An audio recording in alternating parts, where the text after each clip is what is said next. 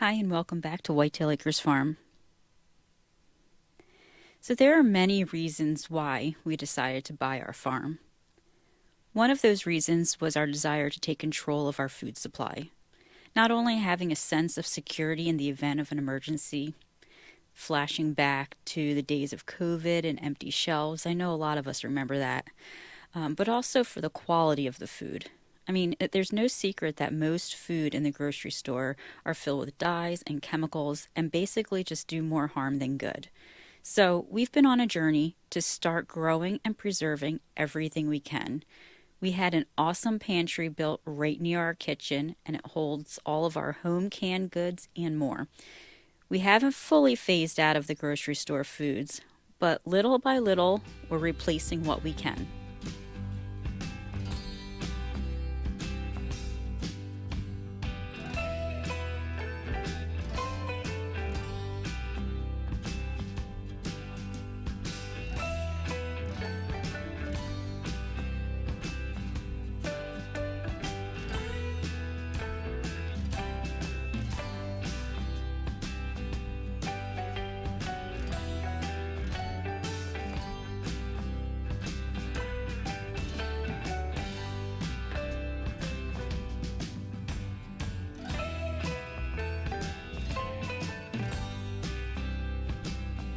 One thing we started growing rather than buying is popcorn.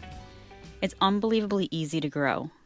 The last 2 years now, I have added a few dozen plants to our garden, and at the end of the season, I take the cobs off, I dry them out, I remove the kernels, and then before putting them in the mason jars, I like to just put all the kernels in a bowl, give them a good shake, and then I put handfuls at a time into just our standard kitchen colander, and then I shake that again just to get any extra debris off and removed from the kernels.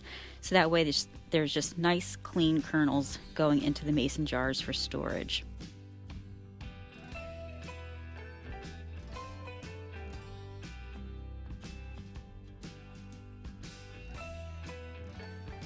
The type of popcorn we grew this time is called glass gem. I was drawn to it because of the beautiful coloring. Every kernel is a different shade of something. There's blues and pinks and purples and yellows and oranges. It's just absolutely gorgeous.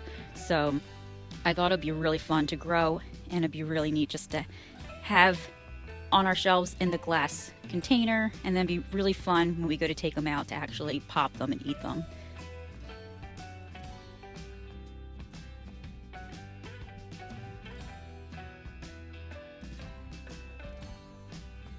I decided to give these popcorn seeds a try when I saw them in my Baker's Creek catalog. Now, I get most of my seeds from Baker's Creek. They have such a large variety, and all of the seeds are heirloom, non GMO, and open pollinated. And that's what I prefer. I know there's a big attraction to the different types of hybrid seeds that are out there, more specifically because of their disease resistance and different types of bug resistance and everything. But I just feel better about using the tried and true heirloom, and the non-GMO part is a non-negotiable for me. So when we're trying to put clean, healthy food on our table, we like starting with nice, healthy seeds. So I feel good about Baker's Creek.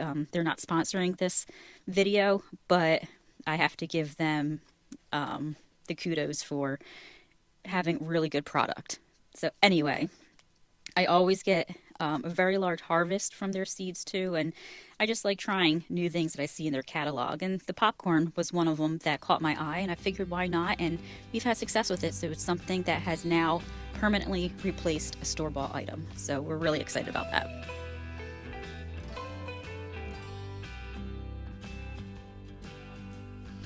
I have this really cool tool as well that's specifically made for mason jars, and it actually sucks the air out of the mason jars when the mason jars are filled with dry goods, that is. And it creates a really nice vacuum seal so it stays fresh in the pantry for a really long time.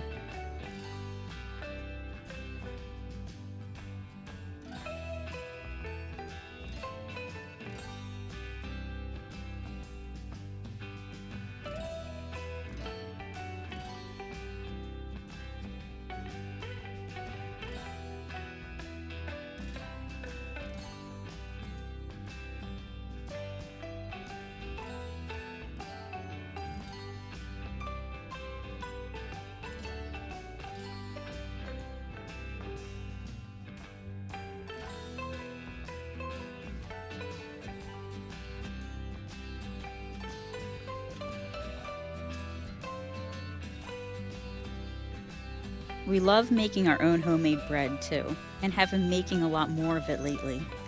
We would love to eventually make that full shift as well, from buying any bread products at all from the store and then to making everything ourselves from scratch at home. And that includes, not only the loaves of bread, but like English muffins, hamburger rolls, all of those yummy baked goods. Well, we have a farmer friend that we have been relying on for a few years now to get all of our organic straw from. He has an organic farm, and we just went to pay him a visit, just a few days back, so we can stock up on more straw for our cattle. And while we were there, we learned that they had organic red wheat for baking. So we got really excited, and we decided to buy 100 pounds from him. I need to get the wheat in food grade totes for storage now, and we still need to get a grain mill.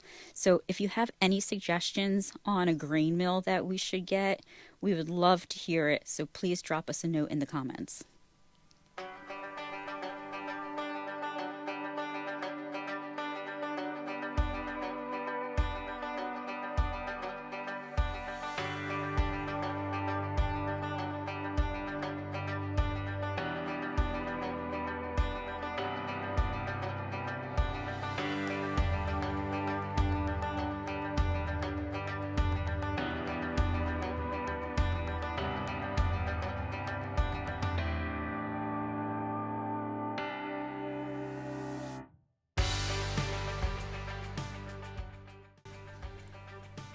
While working on putting our popcorn and wheat in storage containers, I'm making cheesesteaks for dinner for the family.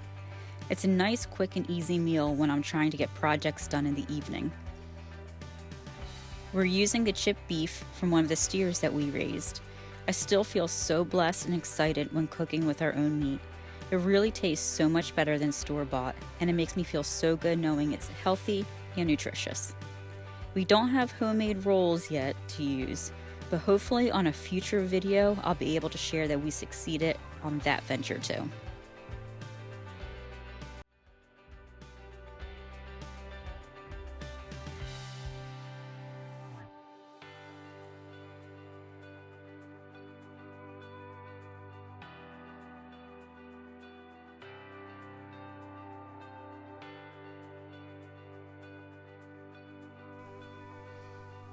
Now that the popcorn and the wheat is all packed up and dinner is done, I started looking through the seed catalog, and it got me motivated on the garden plans.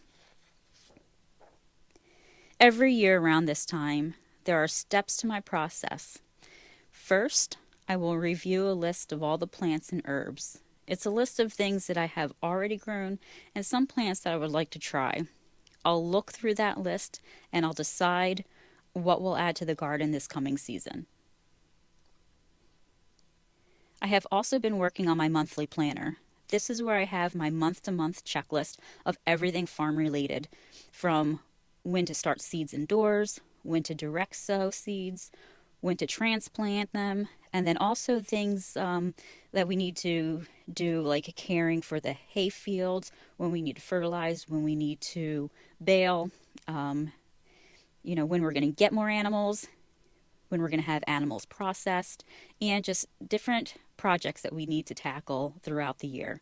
It's so helpful to have a running monthly checklist, because once spring rolls around and the days get full, it goes fast, and it just helps to ensure that we stay on top of everything and get done what needs to be done.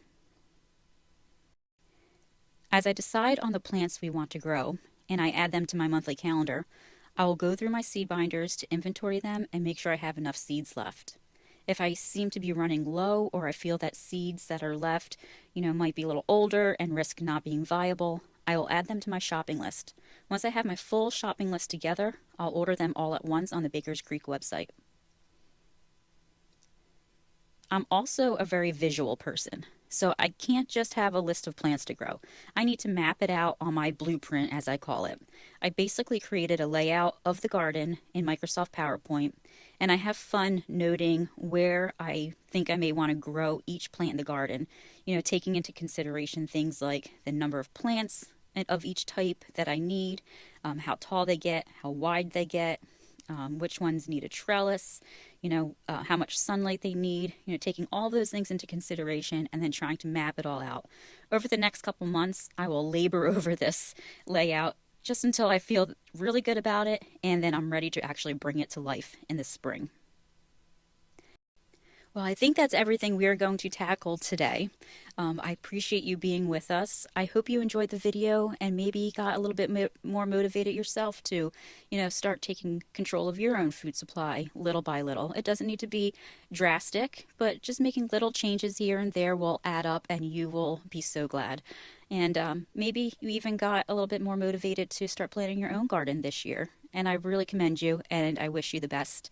But this is where we're going to end it. If you haven't already, please hit that subscribe button and you can follow us on our journey and all of our garden growing and animals and all the fun stuff that's going to be happening this year. All right. Thanks so much, everybody, and we will see you on the next one.